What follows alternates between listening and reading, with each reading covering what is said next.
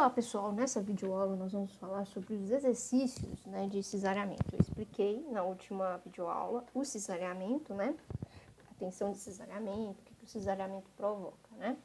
Então agora a gente vai aplicar isso em alguns exercícios, tá? Bom, nesse exercício pede para a gente calcular a tensão média de cesariamento que ocorre na cola. Aqui nós vamos calcular o cesariamento puro, tá? Então, observe essa imagem, tá? Nós temos dois blocos que estão colados a esse bloco que está destacado em azul. E nesse bloco em azul, ele vai receber uma carga de 20 mil newtons. Então, o exercício pede para a gente determinar essa tensão, né, na cola, onde está destacado em vermelho. E aqui a gente tem a seção, né, onde mostra justamente essa cola aí, tá? A região da cola, tá? Ela tem uma altura aí de 4 centímetros, né? E uma largura de 10 centímetros. Perceba que essa cola, ela tá das duas faces desse bloco, tá? Bom, então como que a gente vai calcular a tensão média? A tensão média é o cisalhamento, né? A força de cisalhamento dividido pela área, né, de atuação da seção transversal. Então, primeira coisa, quando a gente aplica essa força, né, esses blocos aqui vão trazer uma força de reação, tá? E se a gente for fazer o cálculo, né, tem uma reação aqui, outra aqui, né, oposta a essa força, e se a gente analisar, né, fazer somatórios, o momento vetor, a gente vai perceber que vai ser essa força pela metade em cada um desse bloco, ou seja, a reação em cada um desse bloco vai ser a metade da carga aplicada nesse bloco aqui. Então, né, a tensão média seria a força aplicada dividido por 2, tá? Esse 2 aqui é correspondente a essas reações que ocorrem aqui, tá? Não vai pensar que é porque tem duas áreas aqui, é duas vezes a área. Não, não, não, tá? Esse 2 é referente à metade da carga, né, referente à força cortante, tá? Então, dito isso, né, a área da seção transversal é justamente essa área onde ocorre o cisalhamento, tá? Então, eu vou ter 20 mil, ok? Newton, dividido por 2, tá? Multiplicado pela área, que é essa área que está destacada em vermelho, né? 4 centímetros, tá? Eu passei tudo para metros, 0,04 vezes 0,1, tá? Então, fazendo essa conta, a gente vai chegar com esse valor aqui embaixo, 0,08, e vamos obter um valor aí de tensão de 2.500.000 newton por metro quadrado. Isso significa que a gente tem uma tensão média aí de 2,5 MPa, tá? Então, é uma questão bem simples, apenas aplicação. Um detalhe que a gente tem que ficar atento é justamente essas reações, tá? Em que a gente vai ter metade da força aqui, né, atuando em cada um dessas faces aqui, tá? Bom, o exercício 2, ele fala um bloco está solicitado a uma força F de 112 kN, tá? A força F é essa força que está apresentada aqui, tá? Perceba que elas são opostas, né? Uma em relação à outra. E aí, na letra A, pede a tensão cisalhante média. Na letra B, pede o deslocamento no ponto D, que é esse ponto aqui, considerando que a face inferior, essa face, não se desloca, tá? Ela mantém-se na posição inicial. E aí pediu para a gente considerar esses dados aqui o P saiu errado, né? O P tem que ser maiúsculo, tá? Então, o modo de elasticidade é igual a 87,5 gigapascal, tá? E o coeficiente de Poisson desse material é 0,25, tá? Então, a gente vai precisar desses dados para resolver esse exercício. Então, vamos lá. Começando com a letra A, a tensão cisalhante média. Bom, aqui ele já deu a força em cada uma dessas regiões. Essa força já é a força cortante, tá? Porque aqui já está aplicada no material. Então, aqui, ó, observe, né? Vou olhar só uma força, tá? Ela vai provocar, né, um cisalhamento, né? Em uma dessas, nessa região aqui, tá? Então, essa força está provocando um cisalhamento, uma tensão de cisalhamento nessa área aqui que está destacada, tá? Que seria uma área, né, com base igual a 160 milímetros e, né, uma outra dimensão de 50 milímetros, tá? Então, a minha tensão média é força sobre área, tá? Então, a minha força é de 112 quilonewtons, tá? Transformei em newton, né? Deu 112 mil newtons, tá? E a minha área é essa área destacada em vermelho, que vai ser 160 milímetros vezes 50 milímetros, tá? Então, eu vou ter uma tensão média aí de 14 newtons por milímetro ao quadrado, ok? Então, essa é a letra A. A letra B pede para a gente calcular o deslocamento, considerando que a face inferior não desloca. Como assim? Vamos pegar a seção, essa seção em pé aqui, tá? Essa daqui, e ver, né, o deslocamento do ponto B, tá? Do ponto D, tá? Observem, né, daquela teoria, né, que esse ponto aqui a gente poderia trazer aqui para frente, né? Não sofreria mudança, né? O que acontece é que, ao aplicar essa força de cisalhamento, né, a gente tem uma distorção, né, que eu disse para vocês, tá? Essa parte aqui, inferior, ele falou que é fixa, então ela não se move. O que vai se mover é essa parte superior, tá? Então, como a força aqui de cima, ela tá da esquerda para a direita, então vai haver uma distorção nesse sentido. O que é essa distorção? Distorção é justamente esse ângulo aqui, né, que é indicado pela letra grega gama, tá? Então, para eu saber esse deslocamento, né, que desse ponto D vai para esse ponto D', né, eu preciso determinar esse delta aqui, tá? Então, esse ângulo, né, gama, né, observe que aqui, né, eu tenho a configuração original, né, do bloco, e esse que está destacado em vermelho, né, é a distorção, né, a mudança, a variação. E observem que forma um triângulo retângulo, tá? Então, nesse triângulo retângulo, né, com esse ângulo gama, a gente tem uma tangente de gama, tá? Que a gente vai dizer que é o próprio gama, tá? A gente vai aproximar, vai dizer que a tangente é o próprio ângulo, tá? Isso é só para fins, né, de cálculo, para facilitar esse cálculo aí, tá bom? Então, se a tangente de gama é o próprio gama, então a relação, né, o que é tangente, né, de um triângulo retângulo? É a base, né, é o cateto oposto ao ângulo, dividido pelo cateto adjacente, né? Então, é o cateto oposto, delta, dividido pelo cateto adjacente, 80 milímetros, tá? Então, o gama é igual a delta dividido por 80, ok? Então, o que eu quero dessa equação é o delta, né? Que é ele que vai me dar o deslocamento do ponto D. Então, delta é igual a 80 vezes gama. Bom, eu preciso achar o gama. Então, vamos guardar essa fórmula aqui de delta, tá? No coração. Então, vamos guardar aí delta igual a 80 vezes gama. Bom, então, lembrando lá da lei de Hooke no cisalhamento, tá? Então, na lei de Hooke, a gente não usa um módulo de elasticidade, o E, né? A gente usa o G. A gente fala que a tensão, né, que é o tal cisalhante, é igual ao módulo de elasticidade transversal, G, vezes a distorção, que é a deformação provocada por esse cisalhamento, tá?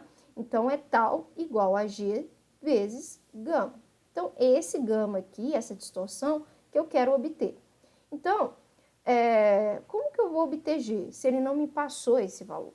A gente tem uma relação entre o cisalhamento com a tensão normal, né? E como que a gente faz essa relação? Através dessa forma. Então, o módulo de elasticidade transversal, G, é igual ao módulo de elasticidade E dividido por 2 vezes 1 mais o coeficiente de Poisson, tá? Então, isso aqui são características do material. O E e o Ni, né, essa letra grega é Ni, foi dado no enunciado. Foi dado que o E é 87,5 gigapascal, né, e o Ni, o coeficiente de Poisson, é 0,25. Então, substituindo isso na forma, a gente vai obter um G de 35 gigapascal.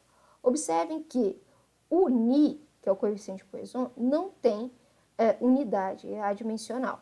Enquanto que o E, né, que é o módulo de elasticidade, ele tem a unidade gigapascal, né, que vai ser a mesma do módulo de elasticidade transversal, o G. Ok? Então, feito isso, a gente, né, destaca aqui que a gente quer obter o delta, né? A gente ainda não encontrou o gama que está faltando para calcular essa forma. Então, vamos lá. Eu falei que tal é igual a G vezes gama, tá? Que é a distorção. Então, a distorção, né, isolando nessa equação aqui, vai ser o tal, que é a tensão de cisalhamento, dividido pelo módulo de elasticidade transversal. O tal a gente já calculou, que foi na letra A. Eu vou pegar esse valor e o valor de G que a gente acabou de calcular e substituir nessa forma. Então, o tal, que é a tensão de cisalhamento, é 14 newtons por milímetro ao quadrado.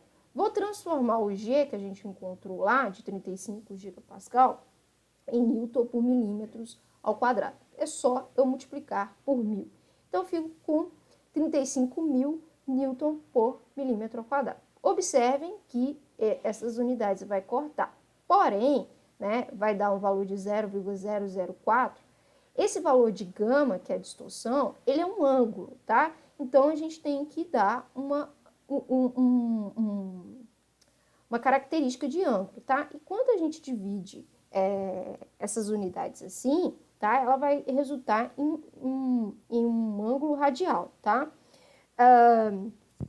Tem transformações aí para transformar em grau. Mas como eu estou trabalhando com metros, essas unidades, é melhor deixar em radiano, ok? Então, eu vou pegar esse valor e substituir nessa equação aqui, né? Então, o deslocamento delta, né, esse deslocamento aqui do ponto B, ele vai ser 80 vezes o gama. Lembrando que 80, tá? Ele é dado em milímetro, tá? Então, eu tenho 80 vezes 0,004, tá? Então, fazendo essa conta, eu vou chegar aqui. Esse deslocamento, né, foi de 0,032 milímetros, tá? Então, esse é o deslocamento do ponto D, né? O ponto D estaria aqui, né? Para o D', né? Seria esse delta de 0,032 milímetros, né? Um deslocamento bem pouco, né? Mas existe, né? Bom, então, nós vamos devagar nessa matéria, tá? Cisalhamento é uma parte muito importante, né? E aí, né, eu resolvi dividir esse vídeo com as apresentações que ocorreram hoje, tá?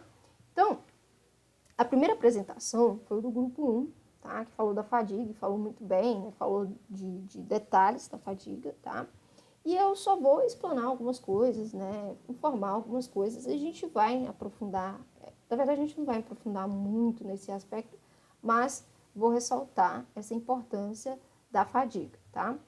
Bom, a gente sabe que quando a gente faz um ensaio, né, um ensaio de tração, a gente obtém uma tensão de ruptura, né, o ponto onde o material se rompe. Então, a gente sabe que aquele valor de tensão, ele se rompe, né, ele se compromete, né, ele se divide, né? E, então, para aquela tensão, ele consegue resistir até aquela tensão, né? E, então, todo aquele valor que é abaixo, ele resiste tranquilamente, né? Teoricamente, né? O que acontece na fadiga? Bom, vamos considerar essa viga metálica aqui, tá? Ela está em vista longitudinal, tá? E vamos considerar que há uma aplicação de carga. Digamos que, sei lá, foi colocado aí uma parede, não sei, algum elemento construtivo, né, algo que fique fixo, tá? Essa carga, né, quando ela fica fixa, a gente fala que essa carga é uma carga estática, né? Por que ela é uma carga estática? Porque ela fica parada, tá? Ela não tem modificações, ela não oscila, né? Ela não sai e volta, ela fica ali, tá? Então, ela mantém ali, né? Uma carga que fica paradinha, tá? E essa carga estática, né, é uma carga que a gente costuma trabalhar na engenharia, né? O que a gente viu até aqui foram cargas estáticas, né? Quando a gente trabalhou nos diagramas de solicitação, a gente estava trabalhando com cargas estáticas, né? E a gente trabalha na engenharia dessa forma, tá? Porém, existe cargas, né, que elas oscilam, elas variam a sua aplicação, elas não se mantêm paradas, né? Ou seja, ela aplica e para, ela aplica e para, aplica e para, né? Ela não é uma carga que se mantém com aquele valor, né? E é uma carga que está zero, vai lá em um determinado valor de F, depois volta para zero. Aí depois vai para um valor de F2, superior àquele outro F, e vai oscilando, né? É uma carga que oscila, e a gente chama essa carga de carga dinâmica, tá? Isso é um problema, tá? Por que que é um problema? Como essa carga, ela fica ali, né? Batendo e voltando no material, esse material, ele não, ele começa a fadigar, que a gente fala, né? Ele rompe por uma tensão abaixo daquela prevista. Então, né, desse gráfico aqui, né, se ocorrer, né, uma ação dinâmica, né, uma carga dinâmica, ele pode romper por uma carga aqui embaixo, né, uma carga aqui bem inferior à carga de ruptura ou a tensão de escoamento que a gente previu para aquele projeto, né? Então, essa carga de fadiga, ela é perigosa, né? Ela é muito perigosa, né? E a gente tem que tomar muito cuidado, tá? Um exemplo clássico de fadiga, né? De fadiga, né? de um material seria a gente fugiu a palavra, a dobradiça, né, da porta, né, que ela abre e fecha, abre e fecha, abre e fecha, né, é uma carga dinâmica, né, e ela pode fadigar, né, e esse material ele precisa resistir justamente a esse esforço, tá? O que acontece, né, é que a gente tem que tomar muito cuidado com essa peça. Na mecânica, isso é muito palpável, tá? Quando a gente fala de engenharia mecânica, né? Peças mecânicas, né? Porque essa dinâmica, ela é muito recorrente, né? Nós, na engenharia civil, a gente trabalha com cargas estáticas, né? A gente meio que dá uma desprezada nas cargas dinâmicas, mas elas existem, tá? O vento, por exemplo, numa estrutura, é uma carga dinâmica, né? Então, a gente tem que tomar esse certo cuidado. A gente transforma essa carga de vento em uma carga estática, né? A gente considera o pior caso do vento, né? E aplica ele ali, né? E aí a gente acaba colocando a estrutura mais reforçada, né? Justamente prevendo esse máximo de vento, né? O máximo de carga dinâmica que pode ocorrer, tá? Então, o grupo mostrou justamente esse ensaio, né? Onde a peça ela é tanto torcida quanto flexionada, né? Que acaba que esse equipamento ele torce, né, o corpo de prova e aplica uma carga aqui, né? Que a gente viu que tinha os pezinhos, tá?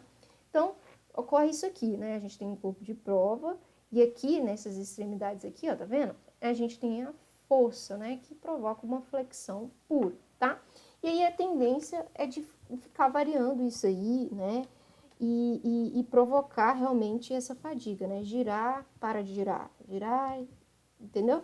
E fazer essa oscilação desse movimento aí para que essa peça rompa. Isso é muito comum na mecânica, tá?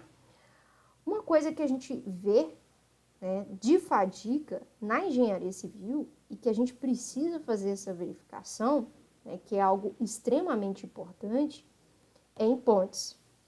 Por que em pontes ocorre fadiga? Porque há uma grande carga dinâmica sendo aplicada nela. Qual? A carga dos carros, né? a gente tem tráfegos diferentes, né, passando sobre essa ponte, né? Então, ocorre de vários tipos, cargas de carro passar ali, e isso pode provocar, né, essa carga dinâmica, essa fadiga nesse material. Então, a gente tem que prever isso aí nos nossos cálculos para fazer o dimensionamento de uma ponte, tá? Então, isso é muito importante. Bom, detalhe, tá? Essa fadiga ocorre tanto no aço quanto no concreto, tá? Então, um detalhe bem importante. Aqui eu coloquei uma ponte metálica, né? Que é aquela ponte lá da Califórnia, né? Mas ela pode ocorrer também em pontes de concreto, tá? Bom, a torção também foi muito bem apresentada pelo grupo no seminário, tá? A torção é a próxima matéria que a gente vai falar. Depois que a gente terminar cisalhamento, a gente vai falar sobre torção. E a torção, né, aqui eu coloquei justamente essa imagem para a gente poder entender o que é essa torção. Né? Aqui eu tenho um papel, né, enrolado em tubo, e aí eu aplico, né, esse movimento de rotacionar o papel, tá vendo? Esse movimento, e faz uma distorção também no meu material. Olha, distorção, a gente acabou de falar de distorção em cisalhamento, tá? Então, acontece isso aqui, né? Eu tenho um material, né? Observe essa linha AB, né? Ele está na sua posição inicial, e aí eu aplico um giro, né? Nessa peça, aplico um torque, né? E aí eu tenho um deslocamento, né, desse ponto A, que gera um ângulo, tá? Um ângulo φ, que é um ângulo provocado pelo torque, tá? E esse torque, ele vai estar relacionado com a distorção, e se ele está relacionado com a distorção, né, que há uma distorção na seção, né, obviamente, né, tem um ângulo aqui, né, ele está relacionado com o cisalhamento, tá? A gente vai ver isso na nossa próxima matéria. Bom, o grupo mostrou justamente esse ensaio da torção, onde a gente coloca o corpo de prova, né, travado em duas garras, e uma garra fica estática, parada, tá? Nesse caso aqui dessa imagem, essa garra aqui está parada, e essa aqui em movimento, aí tá vendo? Provocou uma distorção no material. Essa segunda garra aqui, ela provoca um giro no material. Então, a gente tem uma máquina, um motor que provoca o giro. No vídeo que elas mostraram foi até interessante, porque na máquina lá, o giro é feito manualmente, né? A gente viu o professor girando, né? E lá tem, próximo, né, próximo ao material, tem os ângulos, né? Para mostrar quanto que o material girou, né? Distorceu, né? Então, isso é bem interessante, tá? A gente usa equipamentos, né, para medir justamente essa distorção. Chega um ponto, né, que eu vou provocando esse giro, que esse material rompe. É um ensaio importante para caracterizar o material? Nem tanto, tá? É interessante quando a gente sabe que a peça ela vai ter uma torção, né? E aí, peças mecânicas, acaba que a gente precisa fazer isso, tá? Na mecânica. Mas ela também pode fornecer resultados de tensão, né? Como a gente viu, né? A gente pode traduzir esses resultados para uma tensão cisalhante, né? Ver o quanto esse material cisalha. Enfim, isso pode ser útil também.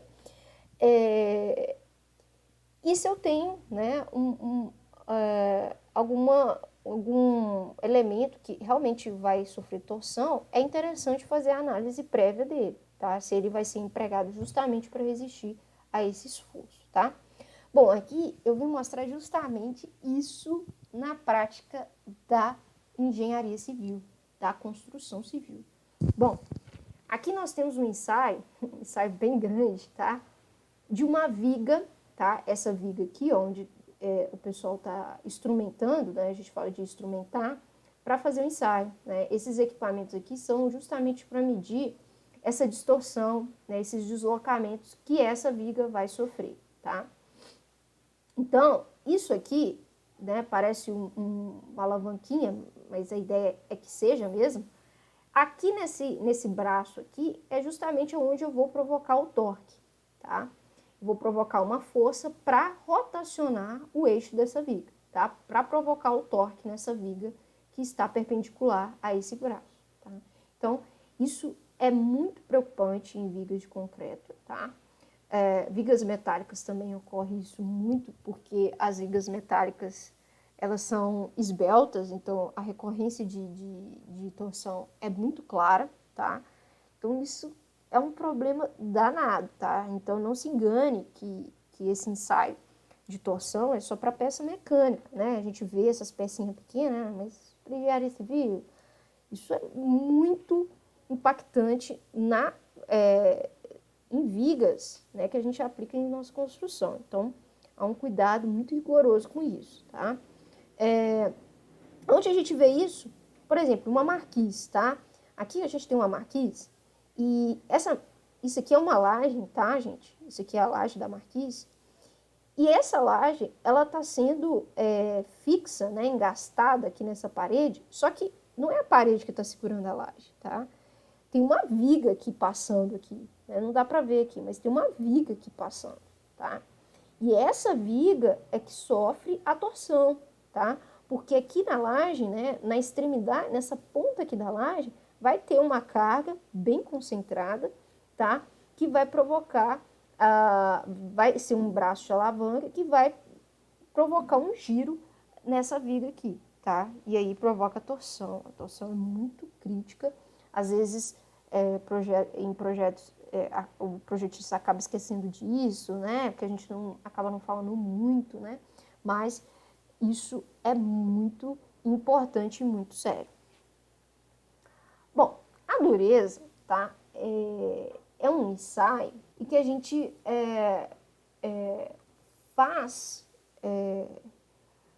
para identificar, né, justamente a resistência do material à deformação plástica, né?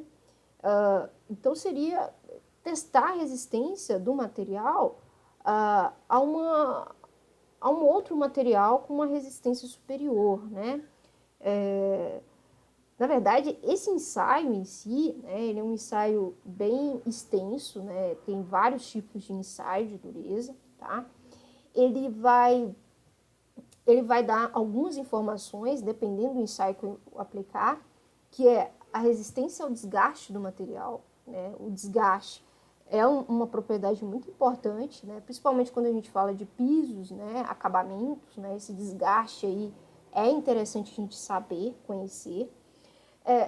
Vai dar também um conhecimento da resistência mecânica, tá? Através de correlações, mas isso não é muito aplicado, tá? E também com relação ao controle de qualidade de tratamento térmico, tá? Isso também é feito através disso. E também, né, com relação a essa deformação plástica do material, tá? Então, a gente tem vários tipos de ensaios de dureza, tá? Um deles é o ensaio por penetração, tá? E aí tem vários nomes, tipos de ensaios, tá? Que vai modificar o modo que é feito o ensaio, mas a ideia é a mesma, né? Eu pegar a peça e penetrar um material nele, né? Um material com uma dureza bem elevada, né? Na ponta aqui, tá? E aí eu faço a frição dessa carga, né? E dessa distância que penetra aqui, né? No material, na peça, tá? E aí tem vários ensaios para desse quesito aqui, tá? Esse ensaio de penetração, tá? A gente tem diversos e a gente tem que ficar atento com o material que a gente vai aplicar eles, né? Porque tem mais ou menos uns 5 tipos, tá? E aí, dependendo do material, a gente define qual ensaio a gente aplica, tá? O outro ensaio é um ensaio por impacto, tá? Que é o shoring, né? Que a gente faz, né? Aplica uma carga dinâmica aqui no material. É basicamente um ensaio de penetração, né? O ensaio de penetração é uma carga estática, tá? Aqui, essa carga, ela oscila, né? Então, é uma carga que, né? Por isso que a gente usa uma mola aqui, né? Ela vai e volta, né? E a gente vai medindo essa penetração, né? Quanto que esse material vai penetrando no metal, tá? O outro ensaio, que eu acho bem importante, é a dureza por risco, tá? A gente pega um material, tá? Duro, e arrasta, tá? Na superfície do material que a gente quer medir essa resistência, tá? E aí a gente faz, né,